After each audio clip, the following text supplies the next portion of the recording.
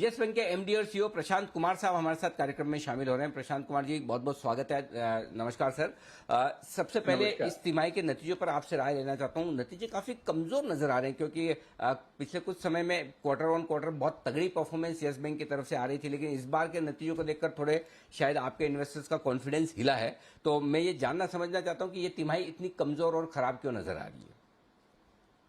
देखिए, इस तिमाही में एक तो बात ये थी कि ये सुप्रीम कोर्ट के वर्डिक्ट के बाद जितना भी हमारा स्टैंड स्टिल एनपीए था, हम्म। उसको रिकॉग्नाइज करने के बाद इंटरेस्ट रिवर्सल था। तो 750 करोड़ का इंटरेस्ट रिवर्सल हुआ और कोई 150 करोड़ इंटरेस्ट ऑन इंटरेस्ट, उसके लिए भी हमें प्रोविजन करना पड़ा। पर अगर आप देखें तो हमारा ऑपरेटिंग प्रॉफिट पूरे साल का 42% बढ़ा है।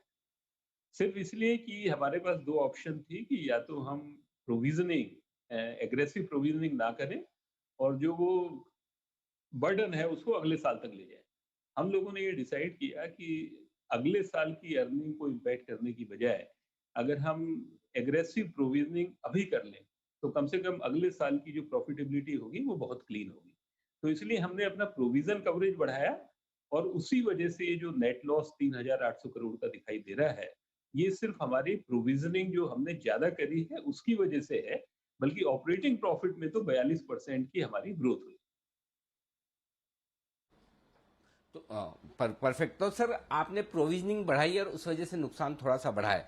अगर हालात सुधरते हैं, इकोनॉमी में रिवाइवल आता है और अगर आपको इतनी प्रोविजनिंग जो आपने की उसकी जरूरत ना पड़े, तो क्या ये उम्मीद कर सकते हैं कि फिर मुनाफे में बढ़ोतरी अगली तिमाहियों में इस पूरे वित्त वर्ष में देखने को मिल सकती है। जी हाँ, बिल्कुल। क्योंकि जो आगे हमने जितनी प्रोविजनिंग कर दी है, अब इस बुक पे हमें कोई प्रोविजनिंग करने की ज़रूरत नहीं है। 79% हमारा लोन पर है हम्म। और 92% इन्वेस्टमेंट पे है।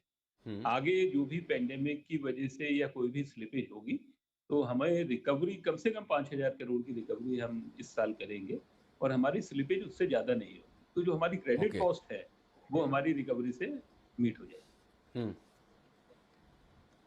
परफेक्ट। तो तो सबसे बड़ी चीज जो इंटरव्यू से अभी तक दोनों सवालों में मैंने पूछा, उसमें जो प्रशांत कुमार साहब कह रहे हैं कि एक एग्रेसिव प्रोविजनिंग अगले साल के लिए की, चाहे तो वो अगले साल के लिए भी इसे टाल सकते थे, धीमे धीमे करते, लेकिन बैंक ने एक्सटेंड लिया है कि एक बार प्रोविजनिंग कर ली जाए ताकि अगले साल की प्रॉफिटेबिलिटी, और 5,000 करोड़ के लोन ऐसे हैं जहां पर रिकवरी की उम्मीद हो सकती है। अब आइए सर, ये तो बात हुई प्रोविजनिंग और रिकवरी को लेकर। अब बिजनेस आउटलुक के बारे में बताइए। कैसा दिख रहा है, इस तिमाही में कैसा रहा है, और अब आने वाले वित्त वर्ष के लिए आप बिजनेस आउटलुक कैसे देख रहे हैं, किस तरह की ग्रोथ आप अपने डिपॉजिट्स में और साथ ही लोन्स में, दोनों में देख रहे हैं सर। तो देखिए, डिपॉजिट में तो हमारी 55% की ग्रोथ हुई है और लोन में भी जो रिटेल लोन है उसके अंदर 23% की ग्रोथ, जबकि इतने खराब समय में, जबकि पिछले साल पहले 6 महीने तो बिल्कुल वॉश आउट था, उसके बाद भी रिटेल लोन में 23% की ग्रोथ है। सिर्फ कॉरपोरेट में, क्योंकि जहां जहां हमारे एक्सपोजर किसी सेक्टर्स में या किसी एंटिटी में बहुत ज्यादा थे, हमने स्ट्रेटेजिकली उस एक्सपोजर को कम किया इसलिए। और दूसरा जो हमने एडिशनल प्रोविजनिंग करी, उससे हमारी टोटल लोन बुक के अंदर ग्रोथ नहीं दिखाई दे रही। पर क्योंकि रिटेल के अंदर 23% की ग्रोथ पिछले साल खाली 6 महीने में करी है, तो इस साल भी हमारा टारगेट है कि रिटेल और एमएसएमई में हम कम से कम 20% की ग्रोथ करेंगे और कॉरपोरेट साइड पर भी हमारी ग्रोथ का मोमेंटम शुरू हो गया है। तो हमें पूरी उम्मीद है कि इस साल कम से कम 10% की ग्रोथ कॉरपोरेट पर होगी और ओवरऑल लोन बुक पे हमारी 15% की ग्रोथ का हमारा टारगेट है। फैंटास्टिक, बहुत बढ़िया। अच्छा सर, एक चीज बताएं, अभी वापस कोविड की जो ये दूसरी लहर आई और उसके बाद थोड़े से लॉकडाउन ना भी सही, लेकिन कुछ न कुछ रेस्ट्रिक्शंस तो सब जगह लगी रहे हैं। क्या इसका भी असर फिर से पड़ सकता है या उसके लिए भी पर्याप्त प्रोविजनिंग आप ऑलरेडी कर चुके हैं। देखिए, उसका असर पड़ सकता है, पर हमारा जो एक थोड़ा-सा व्यू है कि इस बार का जो रेस्ट्रिक्शन है और पिछले साल के लॉकडाउन में बहुत फ़र्क है। वो एक बहुत लंबे टाइम तक चला था। ये क्योंकि बहुत सीवियर है, पीक पे पहुँचेगा और उसके बाद रेस्ट्रिक्शंस जो कि उतनी सीवियर नहीं है, उसमें भी रिलैक्सेशन होगा। और जो पिछले साल गवर्नमेंट की तरफ से इंफ्रा पर पुश था और पीएलआई स्कीम, उसकी वजह से लोन ग्रोथ में ग्रोथ होगी। और जहाँ तक रिकवरी की बात है, तो जो सेक्टर्स पेंडेमिक की वजह से जिस पे इम्पैक्ट होना था, हमारी लोन बुक में वो हो चुका है। और रिटेल और एमएसएमई जो हमारा 51% है, उसके अंदर हमारा नेट एनपीए 1% से भी कम है और हमने देखा है कि वो लोन बुक बहुत अच्छी है और उस पर हमें आगे वाले समय में कोई भी नेगेटिव इम्पैक्ट दिखाई देने के चांसेस नहीं है। ठीक बात है। तो ये आपके लिए आगे के लिए आउटलुक है। अब सर कुछ एक दो खबरें हैं जो बड़ी इंटरेस्टिंग है, मैंने सोचा आप आए तो आपसे एक बार पूछ लिया जाए। सिटी बैंक का अपने रिटेल एसेट्स बेचने की मूड में है इंडिया में, और खबरें ये भी चल रही थी कि यस बैंक का भी बड़ा इंटरेस्ट है। आप ऑर्गेनिक इनऑर्गेनिक दोनों तरह की ग्रोथ के लिए और उस एक्सपर्टाइज के लिए जाने जाते हैं, तो विचार कर रहे हैं अगर ऑप्शन आए तो सोचेंगे इस बारे में, खरीदेंगे सर? जी हाँ, ज़रूर। हम उस ऑप्शन को ज़रूर एक्सप्लोर करेंगे और डिपेंडिंग ऑन द कमर्शियल्स पर हम उसको ज़रूर एक्सप्लोर करेंगे। क्रेडिट कार्ड भी और रिटेल भी। ठीक बात है। अच्छा सर, एक चीज और बताएं कि अब चूंकि इस तिमाही में नुकसान तो दिखा है और बुक्स में आया भी है, तो क्या कुछ और कैपिटल रेज करने की बैंक को जरूरत है? फंड रेजिंग प्लान कुछ है आपके? कैसे देख रहे हैं आप इसे?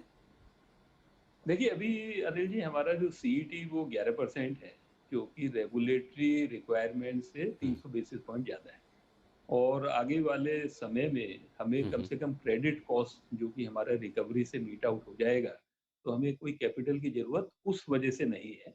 पर कैपिटल की ज़रूरत हर हालत में ग्रोथ के लिए होती है। तो जो 15% की हम ग्रोथ एस्टिमेट कर रहे हैं, उसके लिए हमारे पास पर्याप्त कैपिटल है। पर अगर मान लीजिए एनवायरनमेंट में और भी अच्छी अपॉर्च्युनिटी आई ग्रोथ की, तो उस वक़्त ज़रूर हम उस चीज़ को एग्ज़ामिन करेंगे। हमारे पास सारे अप्रूवल्स हैं, तो हम बहुत फ़ास्ट मूव कर सकते हैं। पर जब तक एनवायरनमेंट में वो ग्रोथ अपॉर्च्युनिटी नहीं होंगी 15% से ज़्यादा, तब तक हमें कैपिटल रेज़ करने की ज़रूरत नहीं है। हम्म, ठीक बात है। अच्छा सर, जाने से पहले एक आखिरी सवाल, क्योंकि आपके आने के बाद में यस बैंक में निवेशकों का, डिपॉजिट होल्डर्स का बड़ा भरोसा बढ़ा भी था, और हमने भी कई बार स्टॉक को इसी वजह से रिकमेंड किया कि आपके आने के बाद काफ़ी बदलाव दिख रहे हैं। लेकिन इस बार के रिजल्ट देख के थोड़ा सा लोगों को हल्का झटका लगा कि अरे ये अचानक से क्या हो गया, कहीं पुराना वाला यस बैंक तो नहीं। तो एक बार मैं ये चाहता हूं कि आप अपने इन्वेस्टर्स को, हमारे दर्शकों को ये भरोसा दिलाएं कि अगले 1 से 3 साल में बैंक की परफॉर्मेंस किस तरह की रहने वाली है और किस तरह से वो निश्चिंत रह सकते हैं। देखिए, हमने पिछले साल भी जो अपना हमारी बिज़नेस स्ट्रैटेजी थी, उसके हिसाब से 2023 के आखिर में हमने 1% आरओए का हमने एक विश्वास दिलाया था अपने निवेशकों को और उसी रोड मैप पर हमें जहाँ पर एफआई 21 में होना चाहिए था, हम बिल्कुल वहाँ पर हैं। तो मैं बता सकता हूँ कि जो हमारा रोड मैप है 1% आरओए, 23 के एंड तक हम बिल्कुल उस रोड मैप पर हैं, उसी लाइन पर चल रहे हैं। और सिर्फ आप ये देखिए कि हमारे पास हमने उस प्रोविजनिंग की रिक्वायरमेंट को अगले साल में ले जाने की बजाय हमने इसी साल करी। तो दिखाई देने में ये लॉस दिखाई देता है, पर अगर आप पूरे ऑपरेशन की बात करें, ऑपरेटिंग प्रॉफिट की बात करें, डिपॉजिट की बात करें और रिकवरी की बात करें, तो इतने डिफिकल्ट टाइम में भी बैंक ने बहुत अच्छी तरह से